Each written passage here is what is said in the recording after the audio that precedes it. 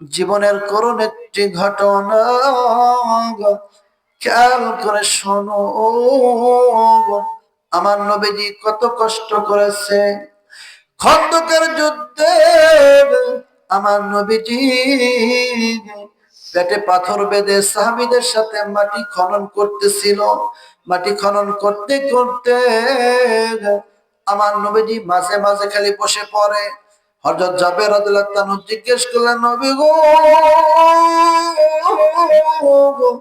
ইয়া রাসূলুল্লাহ, ইয়া হাবিবাল্লাহ, হুজুর আপনি মাঝে মাঝে খালি বসে পড়েন, এর কারণটা কি? আমার নবীজি বললেন, জাবের রে, আমি কি জন্য বসি বাবা, এই কথা তোমারে বলা যাবে না। আমার নবীজি আবারও জিজ্ঞেস করলেন, জাবের রে, এই কথা আমি বলতে পারবো না। জাবের বললেন, নবী গো, আমার মনে বলতেছে আপনি হয়তো একটু কষ্টের মধ্যে আছে। আমার নবীজি জিজ্ঞেস করলো, জাবের রে, আজ 3 দিন ধরে আমি কোনো খাবার খাই না, পেটে পাথর বেঁধে তারপরে তোমাদের সাথে মাটির কাজ করতেছি। মাটি কাটা বড় কষ্টের কাজ। এই কথা শোনার পর জাবের রাদিয়াল্লাহু আনহু চোখ দেওয়া ঝরনা হয়নি, পানি পড়ে। আর বলতেছি, ইয়া রাসূলুল্লাহ, আপনি যদি আল্লাহর কাছে বলেন, আল্লাহ আমার জান্নাত থেকে খাবার দিতে হবে, আমার আল্লাহ সম্মানের সাথে আপনার খাবারের ব্যবস্থা করবে। যেই মানুষটার কথার কারণে জান্নাতের সম্মানিত খাবার পাবে, অথচ আমার সেই দয়ার নবী, মায়ার নবী পেটে পাথর বেঁধে 3 দিন পর্যন্ত অনাহারে থাকে। নবী গো, ইয়া রাসূলুল্লাহ, ইয়া হাবিবাল্লাহ, হুজুর এই কথা শুনে আমার বড় কষ্ট লাগছে। আমি গরিব মানুষ, আমার জীবনের চাইতে আপনাকে বেশি ভালোবাসি। আপনি যদি অনুমতি দেন, দেখি আমার বাসায় কোনো খাবারের ব্যবস্থা করতে পারি কিনা। আমার নবীজি বলতেছেন, জাবের রে, যাও যাও, অনুমতি দিলাম, কোন খাবারের ব্যবস্থা হয় কিনা। এইবার জাবের বাসায় চলে গেলেন, জিজ্ঞেস করলেন, বিবি রে, যেই দয়ার নবী, মায়ার নবীকে না সৃষ্টি করলে আল্লাহ পৃথিবীর কিছুই সৃষ্টি করতো না, সেই দয়ার নবী, মায়ার নবী 3টা দিন অনাহারে আছে, পেটে পাথর বেঁধে আছে রে বিবি। ও বিবি, কোনো খাবারের ব্যবস্থা করতে পারবা কিনা?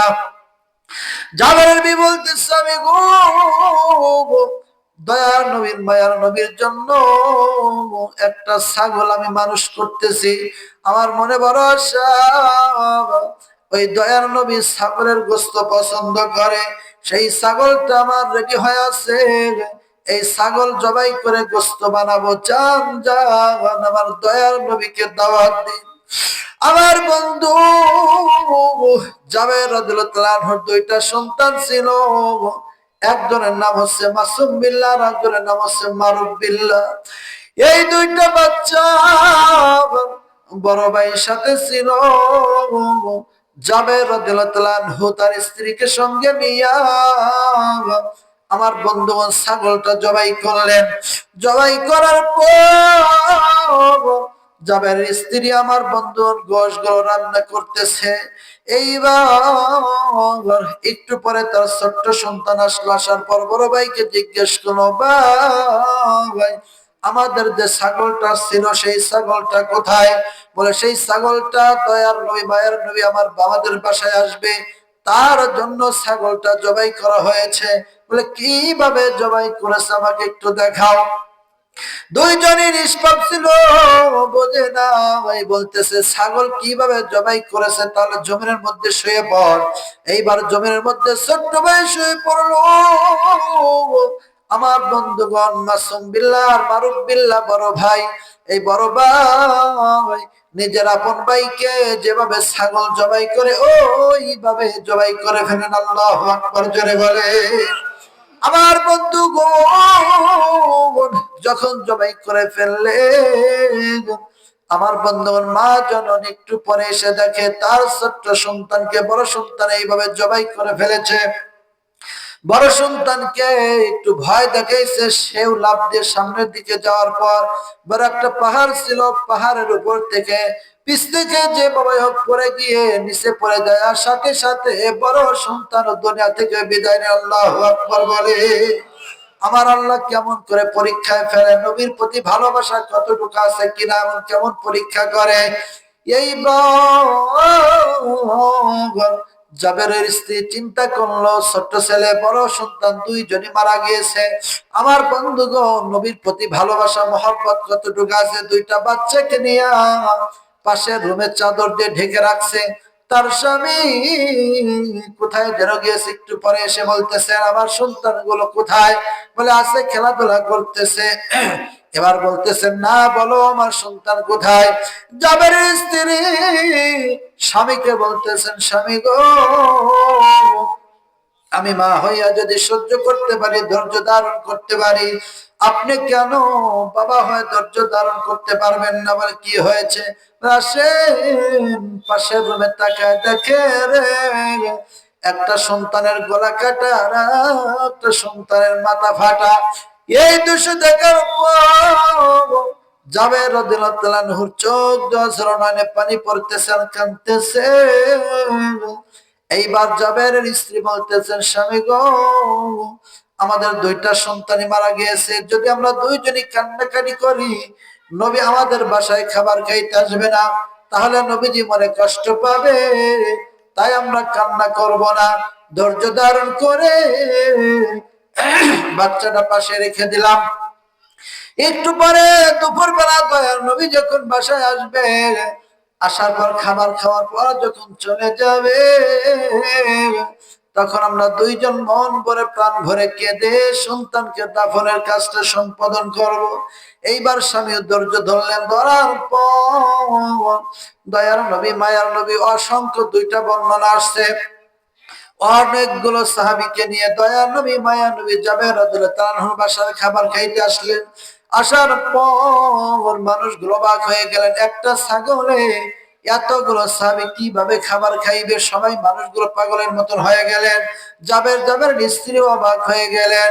আমার বন্ধু, আমার আল্লাহ রাব্বুল আলামিন জিবরাইলকে পাঠায় দিলেন, জিবরাইল রে, আমার বন্ধুকে বলে দাও এই খাবারটা আমার নবীজি যেন বিসমিল্লাহ বলে ওই পাতিলের মধ্যে একটু ফু দাও, আর বিসমিল্লাহ বলে যখন খাবার বন্টন করবে, যত সাহাবী আছে সবাই পেট ভরে তৃপ্তি সহকারে খাবার খাওয়ার পরে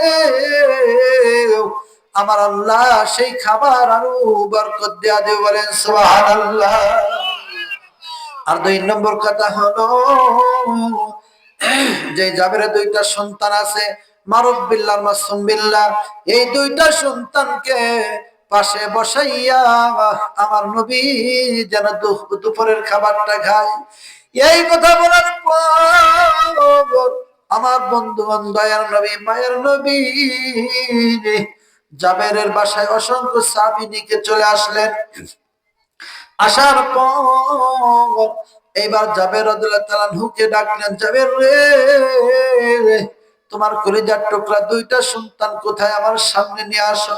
বলে নবী গো, আমার দুইটা সন্তান হয়তো খেলাধুলা করছে, অন্য সময় খাবার খাবে, আপনি বিসমিল্লাহ বলে খাবার শুরু করেন। আমার নবীজি বলতেছেন না, তাড়াতাড়ি তোমার দুইটা সন্তানকে নিয়ে আসো। এক নয়, দুই নয়, তিনবার যখন বললেন, জাবের খেলে অস্বীকার করে। চতুর্থবার জাবের তখন বলতেছেন, নবী গো, ইয়া রাসূলুল্লাহ, ইয়া হাবিবাল্লাহ, আমার সন্তানের সাথে যদি খাবার খাইতে চান তাহলে পাশের রুমে আসুন। পাশের রুমে আমার নবীজিকে নিয়ে গেলেন। নেওয়ার পর চাদরটা সরায় দেখে রে, দুইটা কলিজার টুকরা সন্তান, একজনের গলা কাটা আর একজনের মাথা ফাটা। এই দৃশ্য দেখার পর আমার নবীজির মনটা খারাপ হয়ে গেল। নবীজি চোখ দিয়ে পানি পড়তেছে, জাবেরও কাঁদতেছে, সাহাবীরা মনটা দুর্বল করে ফেলেছে। আমার আল্লাহ তাআলার সাথে সাথে জিব্রাইলকে পাঠা দাও, জিব্রাইল আমার বন্ধুকে বলে দাও আমার বন্ধুর হাতের শাহাদাত আঙ্গুলের ইশারায় চাঁদ যদি 2 খণ্ড হতে পারে আমার দয়াল নবী মায়ার নবীজিকে আমি আল্লাহ তাআলা অল্প সময়ের মধ্যে 27 বছর মিরাজ করতে পারি। আমার নবীজির জীবনে আমি আল্লাহ তাআলা 4500 মুজিজা দান করেছি। যার জিব্রাইল যাও আমার বন্ধুকে বলে দাও আজকে একটি নিদর্শন, আজকে একটি মুজিজা আমার নবীজি দেখায় দিবে। সে মুজিজাটা হচ্ছে আমার নবীজি এই 2টা সন্তানের নাম ধরে যখন ডাক দিবে মারুম বিল্লাহ আর মাসুম বিল্লাহ বলে, আমার নবীজির হাতের ইশারায় আর জবানের কথাটা বের হওয়ার সাথে সাথে আমি আল্লাহ রাব্বুল আলামিন মৃত সন্তানকে জীবিত করে দেব, বলেন সুবহানাল্লাহ। আমার ভাইরা, আমার বন্ধু, দয়া নবী মায়া নবী চিন্তা করলেন না। এইবার আল্লাহর উপর ভরসা করে যখন ডাক দিলেন, রে মাসুম বিল্লাহ মারুম বিল্লাহ, আয় রে বাবা, আর তোদের ঘুমাতে হবে না, তাড়াতাড়ি ঘুম থেকে উঠে আমার সাথে খাবার খাইতে হবে। এই বলে ডাকার সাথে সাথে মৃত সন্তানকে আমার আল্লাহ তাআলা জীবিত করে আমার নবীজিকে সালাম দিয়া দিলেন, বলেন সুবহানাল্লাহ। সালাম দিয়া দিলেন, দেওয়ার পর আমার নবীজির পাশে বসাইলেন। বসানোর পর অগণিত অসংখ্য সাহাবা হুজুর ওই খাবার বিসমিল্লাহ বলে খাইলেন। খাওয়ার পরে একটা ছাগলে কোনো সময় অসম্ভব না। আমার বন্ধুগণ, এতগুলো সাহাবীকে নিয়ে আমার নবীজি তৃপ্তি সহকারে খাবার গুলো খাইলেন। খাওয়ার পরেও জাবেরের পুরা পরিবার খাওয়ার পরেও আমার আল্লাহ তাআলা আরো খাবার বৃদ্ধি করে দিলেন, বরকত দিয়া দিলেন, বলেন সুবহানাল্লাহ। আমার আল্লাহ জিব্রাইলকে জানা দিল, জিব্রাইল রে আমার বন্ধু এই সুসংবাদটা দিয়া দিক জাবেরের পরিবারকে যে আমার বন্ধুকে এতই ভালোবাসেন, মহব্বত করার কারণে জাবেরের স্ত্রী জান্নাতি, জাবের নিজেও জান্নাতি, জাবেরের 2টা সন্তান সহ পুরা পরিবারকে জান্নাতি হিসেবে আমার আল্লাহ